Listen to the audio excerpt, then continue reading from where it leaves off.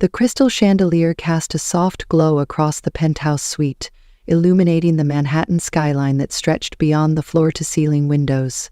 Harrison Reed stood with his back to the bedroom door, swirling an amber liquid in his crystal tumbler. His wedding tuxedo jacket had been discarded, his bow tie hung loose around his neck, and his white shirt was unbuttoned at the collar. 36 floors below, New York City pulsed with its usual nightlife, oblivious to the tension hanging in the air of the luxury penthouse. Just 12 hours ago, Harrison had said "I do" to a woman he barely knew, a business arrangement disguised as a marriage of love for the society pages. The bathroom door clicked open. Harrison didn't turn immediately, instead taking another slow sip of his whiskey, savoring the burn as it traveled down his throat. When he finally turned, he saw Amara Patel standing in the doorway, still in her wedding dress, though she'd removed the elaborate veil and jewelry. Even with her makeup slightly faded after the long day, she was undeniably beautiful. Elegant features, deep brown eyes, and smooth caramel skin that seemed to glow in the dim light. "I thought you might have changed," Harrison said, his voice cool and detached. "I wasn't sure what you expected," Amara replied, her British Indian accent subtle but noticeable. She remained in the doorway, as if reluctant to fully enter the bedroom. Harrison placed his glass on the side table with deliberate precision. "We should discuss expectations, shouldn't we, since this is, after all, a business arrangement?" "I believe we covered most terms in the prenuptial agreement," Amara said, her posture stiffening slightly. Harrison moved closer, his 6'2" frame towering over her. "Not all terms can be put on paper, Ms. Patel. Or should I say, Mrs. Reed?" Amara met his gaze unflinchingly. "What additional terms did you have in mind?" Harrison circled her slowly, like a predator assessing its prey. "I received an interesting call this afternoon from an old acquaintance who knows Julian Blackwood quite well." At the mention of Julian's name, Amara's composure faltered momentarily. "And what did this acquaintance have to say?" "That you and Julian were quite close." Harrison stopped directly in front of her.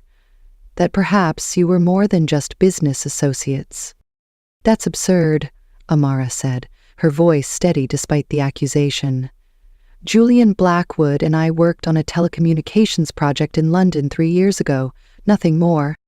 Harrison's laugh was cold. "That's not what I heard.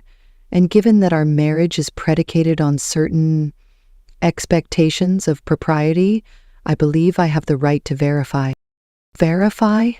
Amara's eyes widened as understanding dawned. "You can't possibly mean—" "I need to know if you're a virgin, Amara." Harrison's words hung in the air between them, sharp and unyielding.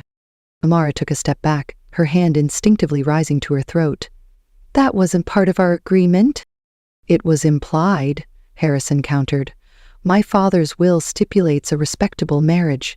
The Reed family name has never been associated with scandal." "And you believe I would bring scandal?" Anger flashed in Amara's eyes.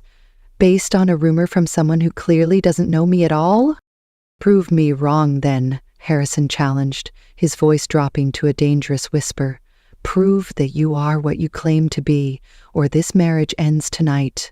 I'll pay the penalty clause in the contract, but I won't be made a fool of." Amara stood frozen, disbelief and hurt warring on her face. "You want to check if I'm a virgin, like I'm some piece of property to be inspected?" "I want to ensure that what I've invested in is authentic," Harrison replied coldly. Tears welled in Amara's eyes, but she blinked them back fiercely. "And if I refuse this degrading request? Then I'll assume the rumors are true, and we'll begin divorce proceedings in the morning." The silence stretched between them, heavy with unspoken words and emotions. Outside, a distant siren wailed, then faded into the night. "Fine," Amara finally said, her voice barely audible. "If this is what it takes to prove my worth to you, then do what you must. But know this, Harrison Reed, I will never forget this moment." Harrison nodded curtly, gesturing toward the bed. The examination that followed was clinical, detached and deeply humiliating for Amara, who lay rigid, staring at the ceiling as tears silently tracked down her temples into her hair. When it was over, Harrison stood, his expression unreadable. "You were telling the truth," he said, as if commenting on the weather. Amara said nothing, simply pulling her dress back into place and walking stiffly to the bathroom. The door closed with a soft click that somehow sounded more final than if she had slammed it. Harrison returned to the window, picked up his whiskey, and drained it in one swallow. He had gotten what he wanted, confirmation that his business arrangement was secure. Yet as he stared out at the glittering city, he felt strangely hollow. As if he had won a battle but was already losing a war he didn't know he was fighting. 3 months earlier, Harrison Reed sat in his father's study, surrounded by the ghosts of generations of Reed men. Oil paintings of stern-faced patriarchs lined the mahogany-paneled walls, their eyes seeming to follow him as he read through the will for the 3rd time. "This is absurd," Harrison muttered, tossing the document onto the antique desk. "He can't possibly enforce this from the grave." Walter Simmons, the family attorney who had served the Reeds for over 30 years, adjusted his wire-rimmed glasses. "I'm afraid your father was quite clear, Harrison. To receive the controlling 40% share of Reed Enterprises, you must be married within 6 months of his passing. The remaining shares will be distributed among the board members." Harrison ran a hand through his dark hair, a rare display of frustration from a man known for his icy control. At 34, he had built Reed Enterprises from a respectable technology company into a global powerhouse, yet his father, in his final act, had found a way to maintain control even in death. "And if I refuse?" Harrison asked, though he already knew the answer. "Then you become a minority shareholder in your own company," Walter replied. "The board could potentially vote to remove you as CEO." The thought was intolerable. Reed Enterprises wasn't just a company to Harrison, it was his legacy, his creation. He had sacrificed everything for it: relationships, friendships, any semblance of a normal life. The idea of losing control to the board, many of whom had opposed his more innovative strategies, was unthinkable. "Find me a suitable candidate," Harrison said finally. "Someone with the right background, education, connections. This will be a business arrangement, nothing more." 2 weeks later, Walter presented him with a file. Amara Patel, 28 years old, graduate of Oxford and MIT, currently the Chief Innovation Officer at Patel Technologies. Her father, Vikram Patel, is the founder and CEO, but he's been diagnosed with stage 4 pancreatic cancer. Harrison studied the photograph clipped to the file. Amara Patel was undeniably beautiful, with intelligent eyes and a composed expression that revealed little. "Why would she agree to this arrangement?" Harrison asked, flipping through her impressive credentials. Patel Technologies is facing a hostile takeover attempt from Meridian Global. Without her father at the helm, they're vulnerable. An alliance with Reed Enterprises would provide the protection they need. Harrison nodded slowly. It was perfect. A mutually beneficial arrangement with clear terms. No messy emotions, no romantic expectations, just business. Their first meeting took place in Walter's office, neutral territory. Amara arrived precisely on time, dressed in a tailored navy suit that spoke of quiet wealth and impeccable taste. She shook Harrison's hand firmly, her gaze direct and assessing. "Mr. Reed," she said, her voice carrying the faint lilt of a British education layered over her Indian accent. "Ms. Patel," he replied, gesturing for her to sit. "I appreciate your willingness to discuss this unconventional proposal." "Let's be clear," Amara said, placing her leather portfolio on the table between them. "This is a business transaction. I need to protect my father's company and legacy while he focuses on his treatment. You need a wife to satisfy your father's archaic conditions. I see no reason why we can't help each other." Harrison found himself impressed by her directness. "My thoughts exactly. I propose a 3-year contract, will appear as a devoted couple in public, maintain separate residences privately, and dissolve the marriage once my shares are secured and your father's company is stabilized. 5 years, Amara countered. Meridian Global is persistent and my father's treatment may be prolonged. 4, Harrison replied, with an option to extend if necessary. Amara considered this, then nodded. Acceptable. I have additional terms regarding my continued role at Patel Technologies and my humanitarian projects. As long as they don't interfere with required public appearances, I have no objections. They hammered out the details over the next 2 hours. Joint appearances, living arrangements, financial considerations, and the all-important confidentiality clauses. By the end, they had a comprehensive agreement that protected both their interests. I believe we have a deal, Ms. Patel, Harrison said, extending his hand once more. Amara took it, her grip firm and businesslike. Indeed we do, Mr. Reed. I look forward to our mutually beneficial partnership. 3 weeks later, they were married in a lavish ceremony at St. Patrick's Cathedral, followed by a reception at the plaza that was featured in every society page and business publication. They smiled for the cameras, danced the obligatory first dance, and played the part of the besotted couple to perfection. No one would have guessed that their vows were as empty as the champagne glasses littering the tables at the end of the night. Morning light streamed through the penthouse windows, casting long shadows across the king-sized bed.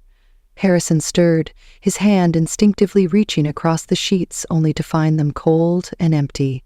He opened his eyes, momentarily disoriented. The events of the previous night came rushing back. The wedding, the reception, the confrontation, Amara, he called, his voice echoing in the silent apartment. No response. Harrison rose, pulling on a silk robe as he moved through the penthouse. The living room was empty, the kitchen untouched. On the marble countertop of the island, something glinted in the morning light. Harrison approached slowly, already knowing what he would find. Amara's wedding ring, a flawless 5-carat diamond set in platinum, sat atop a folded piece of cream stationery. Harrison picked up the note, his jaw tightening as he read. When you're ready to begin this marriage with respect instead of suspicion, you know where to find me. Until then, I believe we would both benefit from some distance, eh? Damn it, Harrison muttered, crumpling the note in his fist. He had expected compliance, perhaps some lingering resentment, but not this, not outright defiance.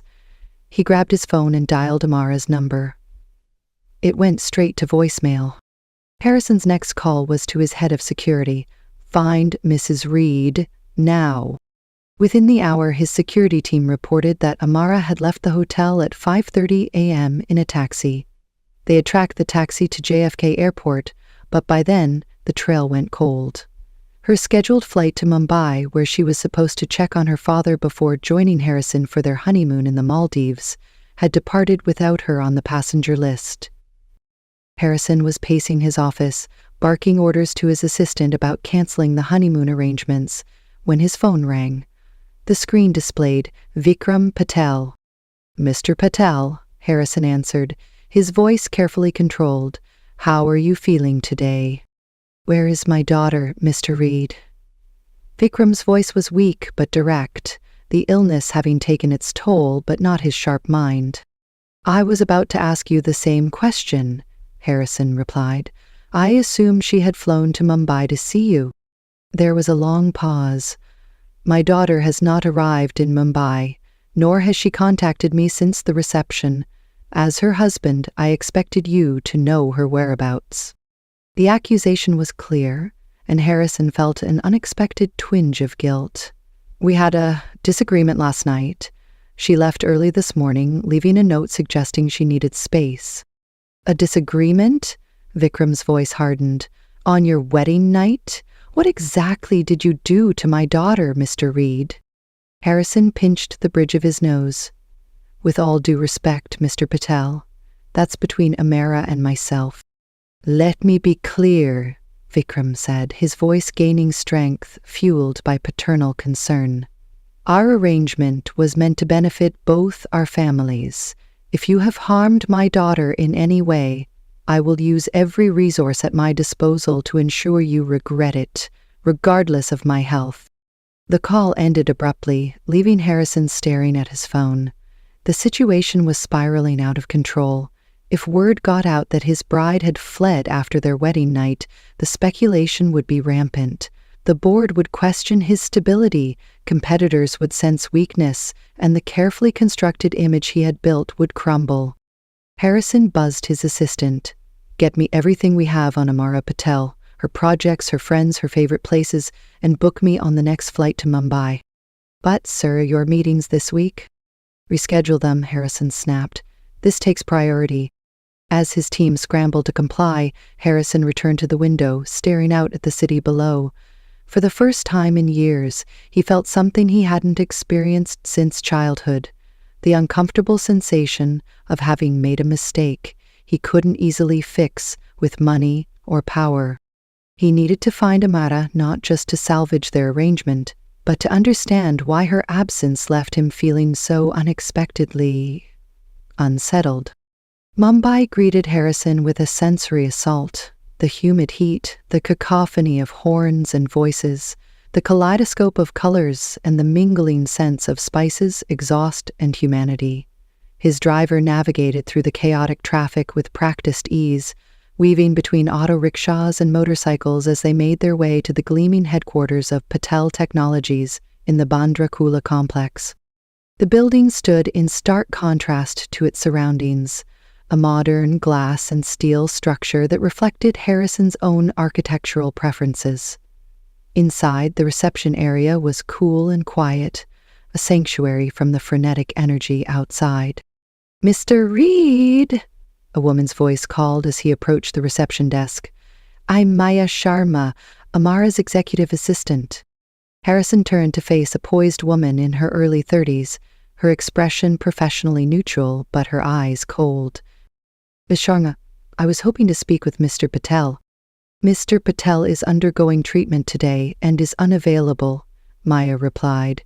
"He asked me to assist you instead." Harrison recognized the deflection for what it was. Vikram Patel had no intention of seeing him. "Then perhaps you can help me locate my wife." Maya's expression didn't change, but her tone cooled further. "I'm afraid I don't know Mrs. Reed's current location. She contacted me yesterday to handle some urgent matters, but didn't disclose where she was staying." "I find that hard to believe," Harrison said. "You're her closest colleague according to our research." "And her friend," Maya added pointedly, "which is why I respect her privacy." Harrison changed tactics. "Show me her office." It wasn't a request, and Maya knew it. With a slight nod, she led him through the building to a corner office with views of the city.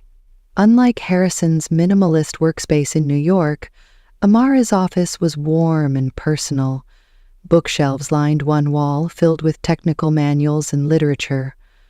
The other walls displayed framed photographs of Amara at various project sites, surrounded by children in a classroom, cutting ribbons at clinic openings, standing with teams of engineers. Harrison moved closer to examine them. "These are her projects?" "Some of them," Maya replied. "Amara oversees Patel Foundation's humanitarian initiatives alongside her corporate responsibilities." Harrison picked up a framed photo from Amara's desk. She stood with an older woman who shared her features, both smiling broadly in front of a small building with a sign reading Patel Mobile Health Clinic. "Her mother?" Harrison asked. Maya's expression softened slightly. "Yes, Nisha Patel. She died 5 years ago during the Chennai floods. She was helping evacuate a rural hospital when the waters rose too quickly." Harrison set the photo down carefully. "I wasn't aware.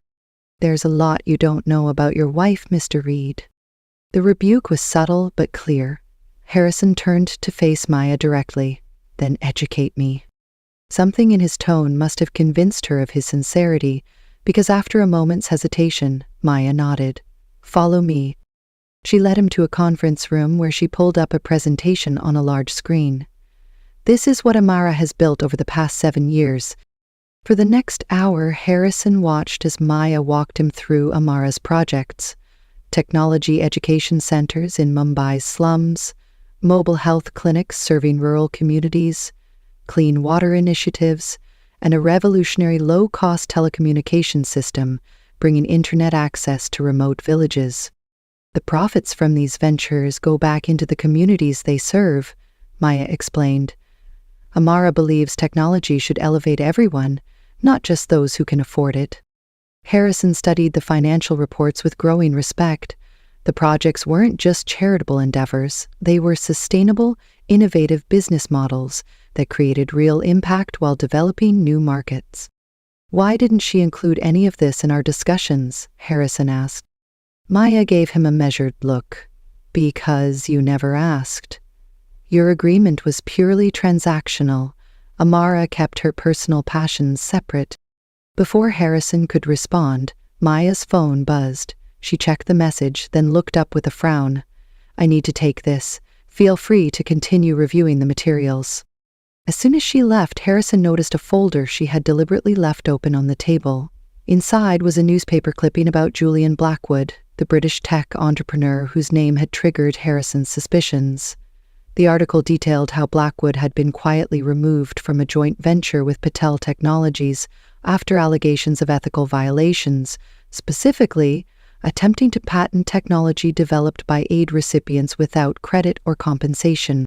A handwritten note in the margin read, "JB threatened again today. Says he'll ruin me if I don't reconsider the partnership." The date was from 3 years ago exactly, when the rumors about Amara and Julian had begun circulating. Harrison sat back, a cold realization washing over him. He had accused his wife based on rumors started by a vindictive man she had rightfully cut ties with. And in doing so, he had become just another man who had tried to control and diminish her. When Maya returned, Harrison was standing at the window, looking out at the city with new eyes. "I need to find her," he said without turning around, "not to bring her back, but to apologize." Maya studied him for a long moment before making a decision. "She's at her mother's ancestral home in Kerala, a lakeside property near Kumarakom." Harrison turned, genuine gratitude in his expression. "Thank you." "Don't thank me yet, Mr. Reed," Maya replied. "Amara went there to be alone.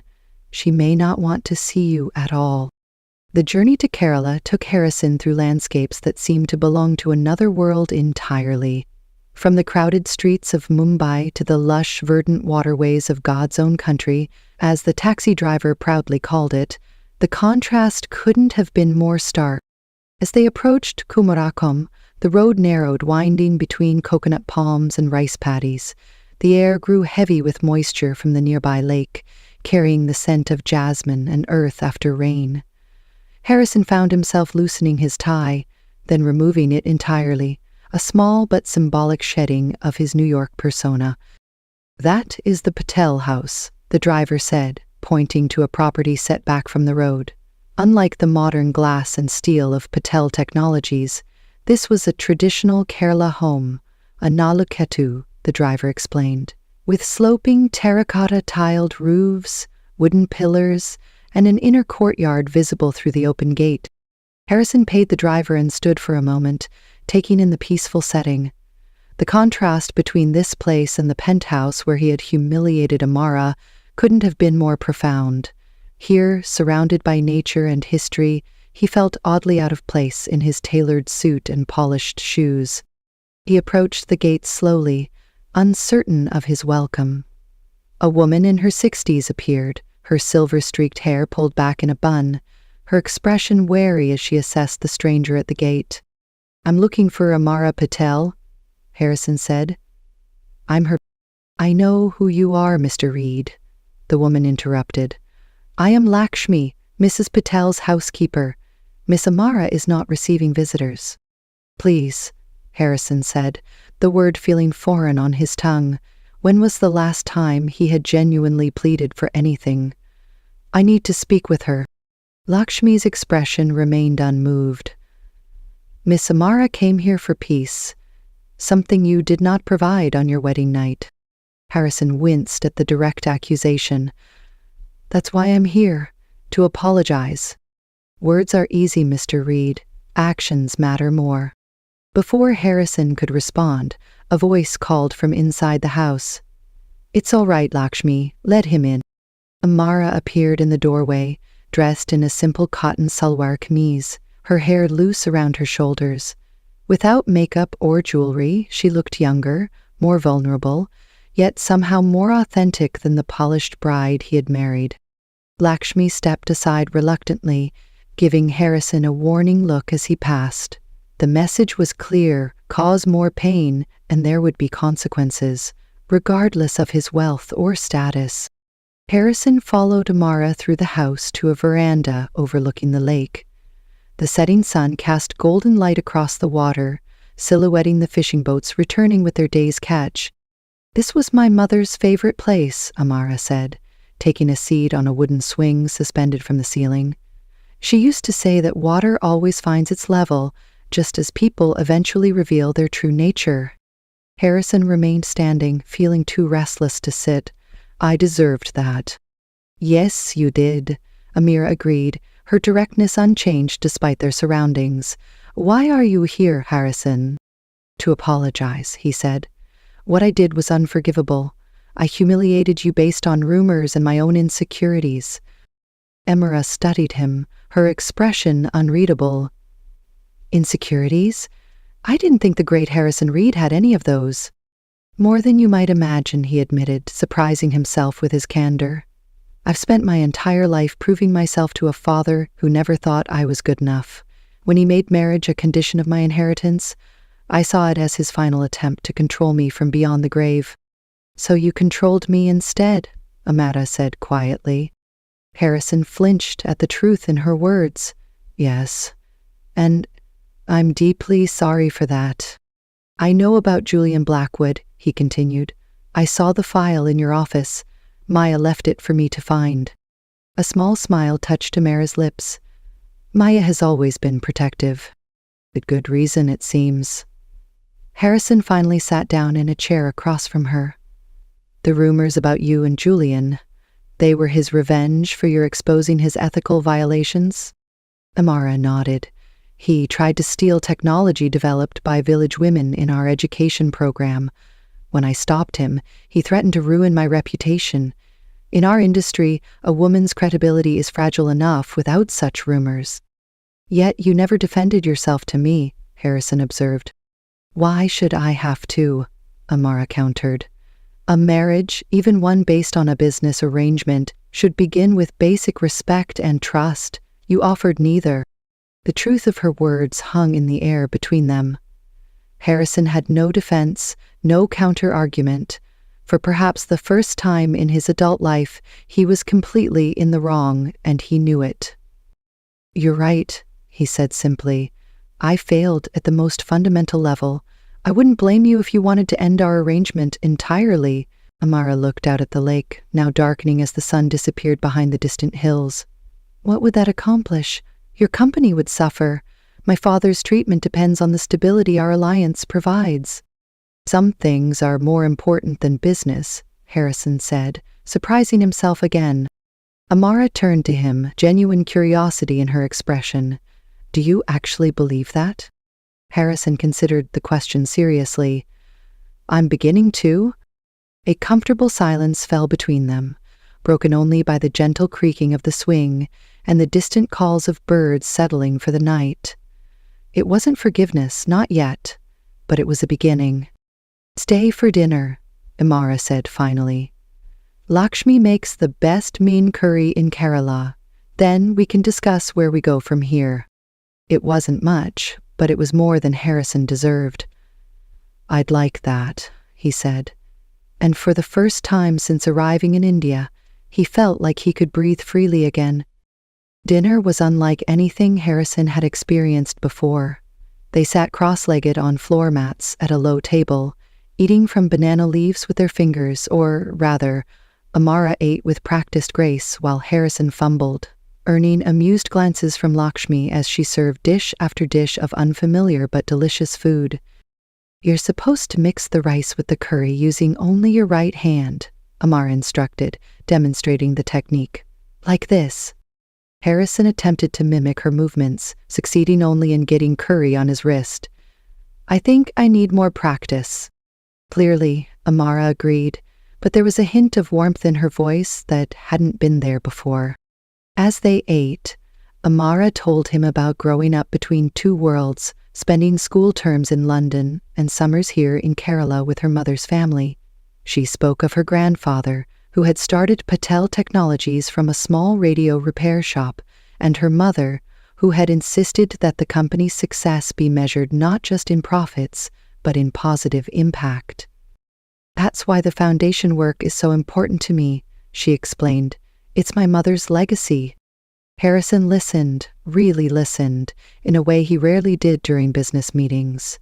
He found himself genuinely interested in her stories, in understanding the experiences that had shaped her into the woman sitting across from him. After dinner, they returned to the veranda, now lit by the soft glow of lanterns. The night air was filled with the sounds of frogs and crickets, a natural symphony so different from the constant hum of New York. Tell me about your childhood, Amara said, settling back onto the swing. Not the official biography version, the real one. Harrison hesitated. He rarely spoke about his past, preferring to focus on the present and future. But something about the night, about this place so removed from his normal life, loosened his usual reserve. My mother left when I was 8, he began. She couldn't handle my father's obsession with the company, with legacy. He threw himself even deeper into work after she left, leaving me with a succession of nannies and boarding schools.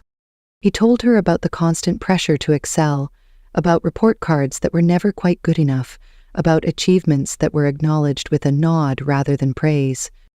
When I graduated from Harvard Business School, my father's only comment was that I should have finished a year earlier like he did, Harrison said with a wry smile.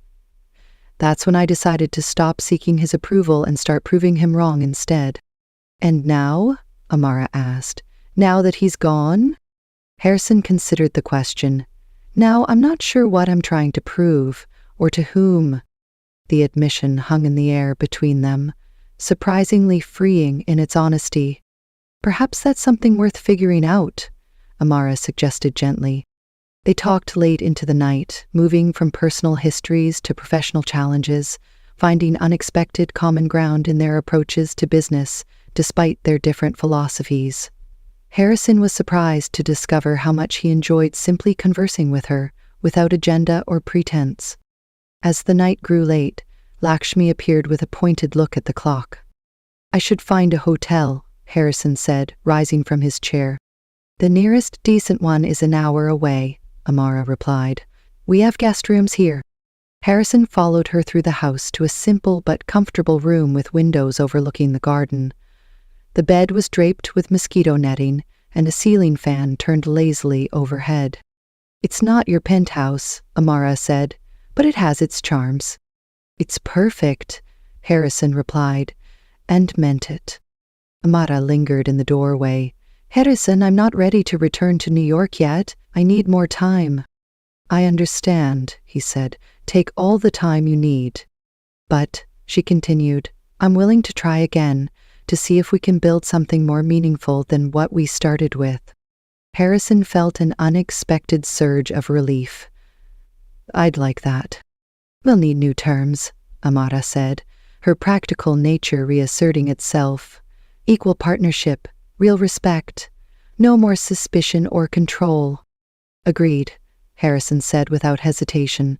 We'll rewrite the agreement together. Amara nodded, satisfied. Good night, Harrison. Good night, Amara. As she turned to leave, Harrison called after her, Thank you for giving me a second chance. Amara paused, looking back at him with an expression that was both cautious and hopeful. Everyone deserves at least one, she said softly. Even Harrison Reed. After she left, Harrison stood at the window, looking out at the moonlight reflecting on the lake. For the first time since his father's death, perhaps longer, he felt a sense of peace. Whatever happened between him and Amara going forward, He knew that something fundamental had shifted within himself. The business arrangement was evolving into something neither of them had anticipated, something that, surprisingly, he found himself wanting to explore. Harrison woke to unfamiliar sounds: birds calling, the gentle lapping of water against the shore, and the distant chatter of village life beginning its day. For a moment he was disoriented, the simple room with its whitewashed walls, a stark contrast to his sleek Manhattan penthouse. He'd dressed in yesterday's clothes, now wrinkled from travel, and made his way to the veranda. Amara was already there, dressed in yoga pants and a loose cotton top, her hair pulled back in a simple ponytail as she moved through a series of sun salutations. Harrison paused, not wanting to interrupt. There was something mesmerizing about her fluid movements, the quiet concentration on her face. This was yet another side of Amara he hadn't known existed, the woman beneath the polished corporate exterior. She completed her routine and turned, noticing him for the first time. "Good morning. Did you sleep well?" "Better than I have in months," Harrison admitted. "Something about this place. It has that effect," Amara agreed, reaching for a glass of what looked like freshly squeezed juice. "There's coffee if you need it. Lakshmi knows Americans can't function without their morning caffeine." Harrison smiled at the gentle teasing. She's not wrong. They shared a simple breakfast of fresh fruit, doses with coconut chutney, and strong coffee. As they ate, Harrison's phone buzzed with incoming messages, the outside world intruding on their temporary sanctuary. "Problem?" Amara asked, noting his frown. "Several," Harrison admitted. "The board is getting nervous about our sudden honeymoon changes, and there's a situation with the Singapore acquisition that needs attention." Amara nodded, understanding the demands of business all too well. Real life beckons. Unfortunately. Harrison set his phone down, giving her his full attention. "But before we return to all that, I want to be clear about something. I meant what I said last night. I want to build a real partnership with you, Amara, not just for business reasons." Amara studied him, her expression thoughtful. "I believe you mean that now. But New York is different from Kerala. It's easy to make promises in a place like this, away from pressure and expectations." "Then let me prove it," Harrison said. "Come back with me, not as my trophy wife or business arrangement, but as my equal partner, in every sense." Amara considered his words. "I have conditions." "Name them." "First, I maintain my position at Patel Technologies and my foundation work. No more suggestions that I should step back to be a corporate wife." Harrison nodded. "Agreed." "Second, we live separately for the next month. Adjacent apartments in the same building if you prefer, but I need my own space while we rebuild trust." This request surprised him, but Harrison understood the reasoning. "I can arrange that." "Third," Amara continued, "we attend counseling together. If we're going to make this work, we need a neutral third party to help us navigate the transition from business arrangement to real relationship." Harrison hesitated. The idea of discussing his personal life with a stranger went against every private instinct he possessed, but he recognized the wisdom in her request. "Agreed," he said finally. "Anything else?" "Yes," Amara said, her expression softening slightly. "We date. Properly. No more skipping the foundation of a relationship just because we have a marriage certificate." Harrison found himself smiling at this last condition. "I think I can manage that." "Good," Amara said, returning his smile with a tentative one of her own. "Because I suspect there's more to Harrison Reed than the ruthless businessman everyone fears. Just as there's more to Amara Patel than the perfect heiress everyone admires," Harrison countered. A comfortable silence fell between them, filled with possibility rather than tension.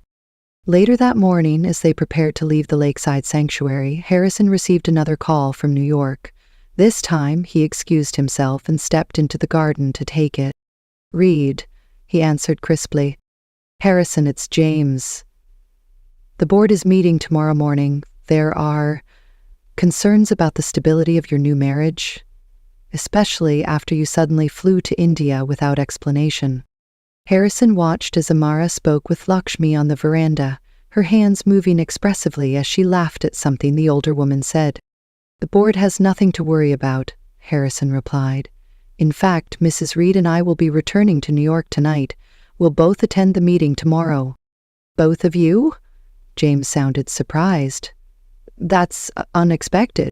"Get used to it," Harrison said. "From now on, Amara will be taking a more active role in Reed Enterprises. Her experience with Patel Technologies and her foundation work brings valuable perspective we've been lacking." There was a pause on the other end of the line. "This wasn't part of the original arrangement." "The arrangement has evolved," Harrison said firmly, "and it's non-negotiable." He ended the call and rejoined Amara on the veranda, where she was saying goodbye to Lakshmi. "Everything okay?" she asked, noting his expression. "Just setting some expectations," Harrison replied. "The board meeting tomorrow might be interesting." Amara raised an eyebrow. "Are you sure you want me there? It might complicate things." "I'm counting on it," Harrison said with a smile. "It's time Reed Enterprises had a shake-up, and I can't think of anyone better qualified to help me deliver it." As they walked to the waiting car, Harrison felt Amara's hand slip into his, a small gesture, but significant. Whatever challenges awaited them in New York, they would face them together, not as a business arrangement, but as partners beginning to forge something genuine from an inauspicious start. For the first time in his life, Harrison Reed was embarking on a journey whose outcome he couldn't predict or control, and, surprisingly, he was looking forward to every moment of it. The Reed Enterprises boardroom exuded power and tradition. Mahogany paneling, leather chairs, and portraits of past chairmen, all men, created an atmosphere that was deliberately intimidating to outsiders. Harrison had always appreciated this effect. Today, seeing it through Amara's eyes, he found it somewhat archaic. They arrived together, but not quite as a united front, the tension between them still palpable despite their progress in Kerala. Harrison wore his standard armor, a perfectly tailored Tom Ford suit, power tie, and the expressionless mask he'd perfected over years of negotiations. Amara chose a silk sari in deep burgundy, paired with subtle gold jewelry that had belonged to her mother. The board members were already seated when they entered, their conversations halting abruptly. 8 men and 1 woman, all over 50, all watching with barely concealed curiosity as Harrison guided Amara to a seat beside his, at the head of the table. "Ladies and gentlemen," Harrison began without preamble, "I believe you all know my wife, Amara Patel Reed. She'll be joining us today and for future meetings as we discuss the integration of Patel Technologies innovations with our existing product lines." James Whitfield, the longest-serving board member and Harrison's father's closest ally, cleared his throat. "This is highly irregular, Harrison. Board meetings are confidential and Mrs. Reed isn't a member." "Not yet," Harrison replied coolly. "But as she holds 40% of the company through our marriage, I believe she has every right to be here." A ripple of discomfort passed through the room. The board had approved of Harrison's marriage as a means to secure his inheritance, but they clearly hadn't anticipated Amara's active involvement. "Perhaps we should discuss this in private first," suggested Victoria Chen, the lone female board member. "There's nothing to discuss," Harrison stated. "My wife is here at my invitation, unless someone wishes to challenge my authority as CEO." The silence that followed confirmed what Harrison already knew. No one was prepared to directly oppose him. At least not yet. "Excellent," he continued. "Now let's address the Singapore acquisition." For the next hour, Harrison led the meeting with his usual efficiency. But with one significant difference, he repeatedly deferred to Amara on matters related to technology integration and emerging markets. At first, she spoke carefully, aware of the scrutiny. But as the discussion progressed, her natural confidence emerged. When the conversation turned to Reed Enterprises' struggling educational technology division, Amara leaned forward. If I may, she said, her voice clear and assured, Reed's approach to EdTech has been fundamentally flawed. You're designing products for administrators, not students or teachers. James Whitfield's eyebrows rose. Our market research is limited to institutions that can afford your premium pricing, Amara interrupted smoothly. Meanwhile, you're missing the explosive growth in developing markets where affordable, adaptable technology is transforming education. She pulled out her tablet and projected a series of graphs onto the screen at the end of the room. These are adoption rates for Patel's educational platforms across Southeast Asia and Africa. We've captured 60% market share in just 3 years by focusing on accessibility and local customization. The board members studied the data with reluctant interest as Amara continued. Reed Enterprises has superior hardware capabilities, but Patel has the software solutions and market understanding. Together, we could dominate the global edtech space within 2 years. Harrison watched the board's reactions shift from skepticism to consideration. Even James seemed grudgingly impressed by Amara's presentation. What you're suggesting would require significant restructuring of our EdTech division, Victoria noted. Yes, Amara agreed, starting with relocating part of the development team to Mumbai to work directly with our engineers. Our engineers? James questioned sharply. You speak as if Patel Technologies is already part of Reed Enterprises. Isn't that the logical next step? Harrison interjected. The marriage secured my inheritance, but a full merger would maximize the benefits for both companies. The boardroom erupted in overlapping voices, some supportive, others concerned about what such a merger would mean for the company's direction and leadership. Harrison raised a hand for silence. We're not making that decision today. Amara and I will prepare a detailed proposal for your consideration at next month's meeting. He glanced at his watch. Now, if you'll excuse us, my wife and I have another engagement. It was a power move, leaving while the board was still processing the implications of what had just transpired.